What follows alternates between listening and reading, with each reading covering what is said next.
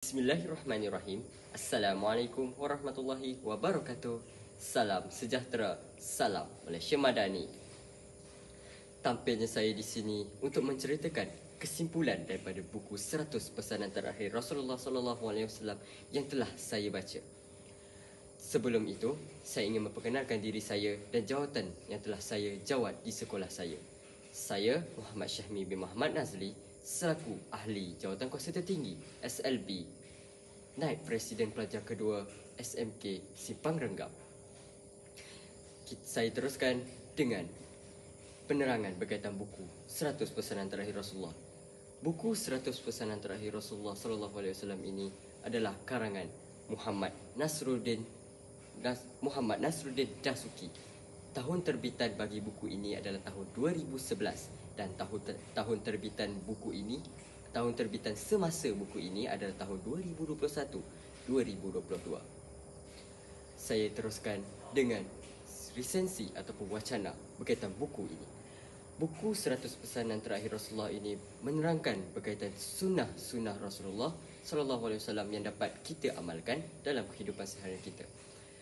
Terdapat dua panduan umat Islam supaya tidak tersasar daripada ajaran Islam yang sebenar, iaitu Al-Quran dan As-Sunnah. As-Sunnah merupakan panduan kedua terpenting bagi umat Islam. Tanpa As-Sunnah tidak lengkaplah panduan umat Islam, dan jika tiada As-Sunnah maka tersasarlah hidup umat Islam. Antara sunnah-sunnah Rasulullah yang ada di dalam buku ini adalah Rasulullah mengajarkan kita untuk bersikap ikhlas dan sabar. Sikap ikhlas dan sabar ini memanglah sukar untuk dipupuk dalam kehidupan seharian kita, kerana ia memerlukan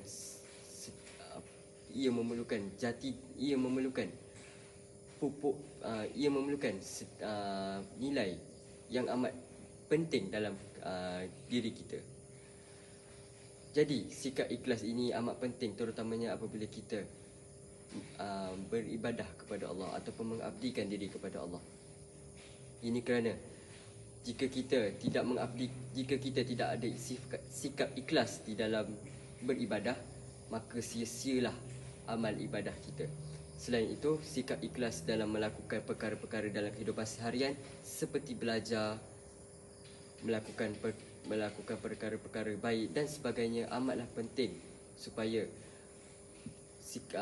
amalan-amalan yang kita lakukan ini dapat menyerap di dalam diri kita dan mendapat ganjaran pahala daripada Allah Subhanahu Wa Taala.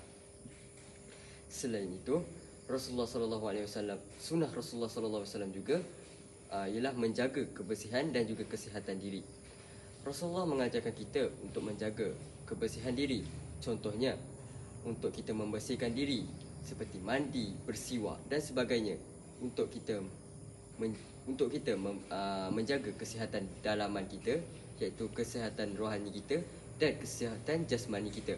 Kesihatan rohani kita amat penting untuk kita jaga agar kita tidak terlibat dengan sikap-sikap terlibat dengan sikap-sikap buruk seperti sikap berdendam, dengki, takabur dan sebagainya. Selain itu, Rasulullah SAW juga mengajarkan kita untuk sentiasa beradab dengan orang sekeliling kita. Contohnya, apabila kita berkata dengan ibu dan ayah kita, berkata dengan guru kita, kita kenalah bercakap dengan perkataan yang baik. Nilai dan pengajaran yang saya dapat daripada buku ini adalah untuk mengajarkan saya lebih berdisiplin apabila menguruskan kehidupan seharian kita, menguruskan kehidupan seharian saya. Contohnya, apabila saya bangun tidur, saya akan mengemaskan katil saya akan membaca doa selepas tidur dan membersihkan diri saya. Ini amat penting untuk saya selaku pelajar, agar saya lebih bersikap berdisiplin dan tidak tersasar daripada tujuan hidup saya.